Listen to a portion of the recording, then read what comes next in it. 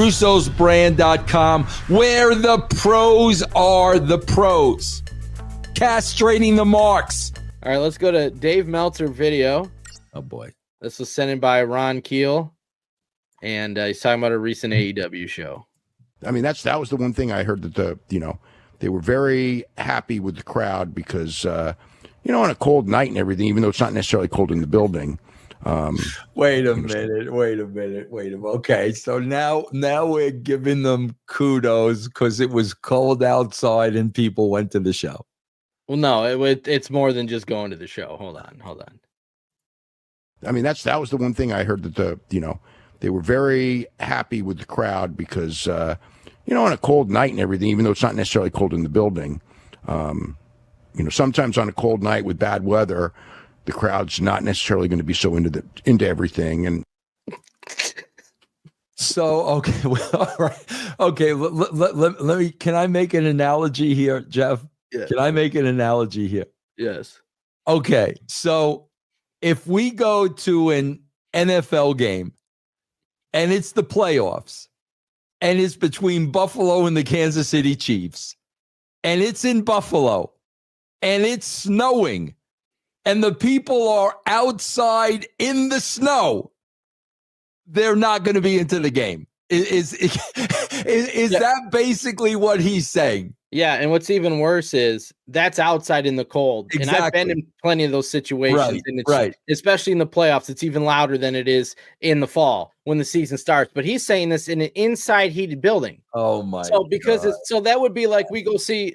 Let's say John Wick 5 comes out, we go see it, but it's freezing outside. We're just not going to be into the movie that much. Bro, you're going to see you're going to see Elton John. And it's cold outside. The concert's going to suck. Nobody's going to be into Goodbye Yellow Brick Road if it's freaking cold outside, bro. Oh, my God. How does he... Hey, I can't believe they're playing this, man. It's cold outside. It's freezing outside. We got to go outside after this show, bro. Come on. I can't believe he actually thinks of this. I mean, do we got to give him credit for thinking of this stuff? He's got a crazy imagination. Oh my God, bro. I've never heard anything like that before, man. What do a lot of people consider the loudest pop of all time?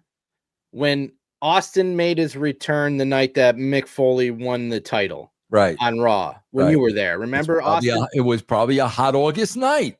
No, it was January, by the way. It was January. So what a lot of people consider the loudest pop of all time, it was in January. Oh, I don't even know how he comes up with that. That's unbelievable. That is unbelievable, bro. All right, so Matthew Ortiz sent this in. Meltzer talking about young versus old AEW viewers.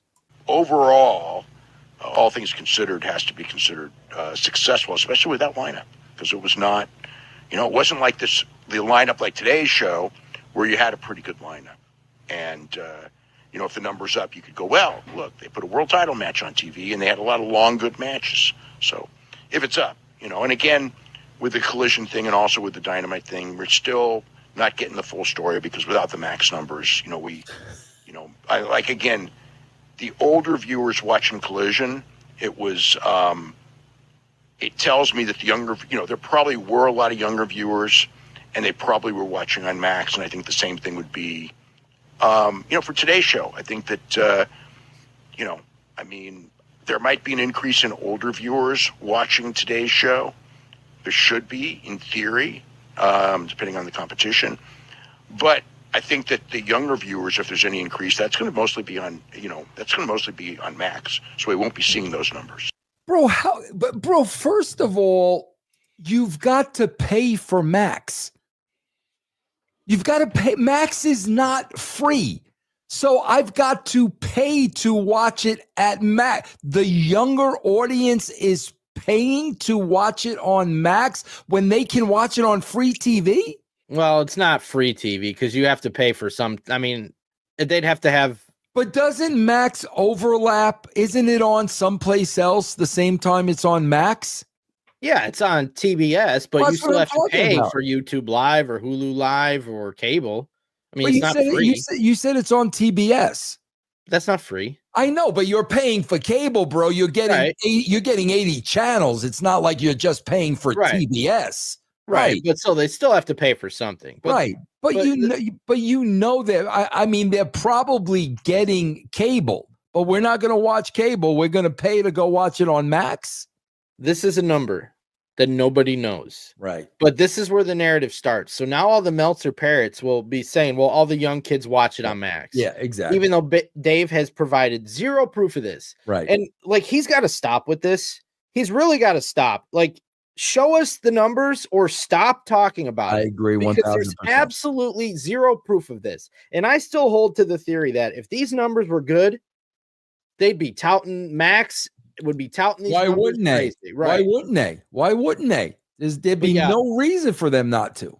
All the young kids, AEW's cool and hip, and that's what they're watching, and they're all watching it on their parents' Max account. Yeah.